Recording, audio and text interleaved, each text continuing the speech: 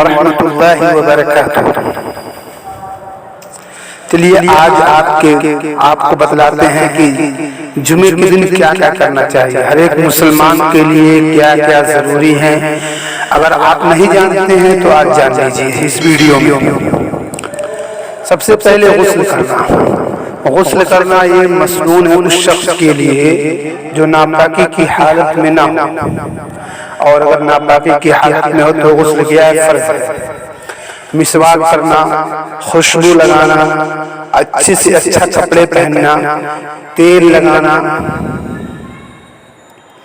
نماز فجر میں امام صاحب کا سورہ سجدہ اور سورہ دہر کی تلاوت کرنا، نماز جمعہ کے لیے پیدل جانا، جمعے کے لیے مسجد میں جلدی جانا، اس کے الگ ہی ثواب ہے، امام کے قریب بیٹھنا، جمعے کے خطبے کو خاموشی کے ساتھ سننا، نماز جمعہ میں امام صاحب کا سورہ اعلیٰ اور سورہ غاشیہ یا سورہ جمعہ اور سورہ منافقین کی تلاوت کرنا،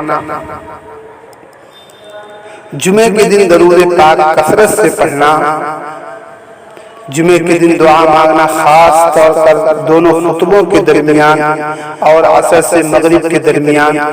واضح رہے کہ دونوں خطبوں کے درمیان دعا صرف دل میں کی جائے، دل میں کی جائے، زبان سے نہیں، اور نہ ہی اس کے لیے ہاتھ اٹھائے جائیں۔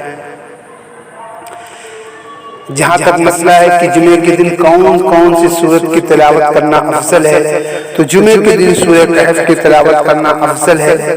احادیث شریفہ میں اس کے بڑے فضائل مذکور ہیں۔ چنانچہ نبی پاک صلی اللہ علیہ وسلم نے فرمایا کہ جو شخص جمعے کے روز سورہ کہف پڑھے وہ اگلے 8 دن تک ہر فتنے سے محفوظ رہے گا، حتیٰ کہ اگر دجال نکل آئے تو اس کے فتنے سے بھی محفوظ رہے گا۔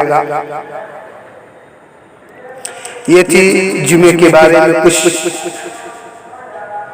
احادیث کے مطابق نالج جو آپ کے سامنے پیش کیا گیا۔ اگر آپ ابھی سو کر نہیں اٹھے تو سو کر اٹھیے اور جائیے مسجد میں، نہا دھو کر کے غسل کر کے بیٹھ جائیے، قرآن کریم کی تلاوت کیجیے۔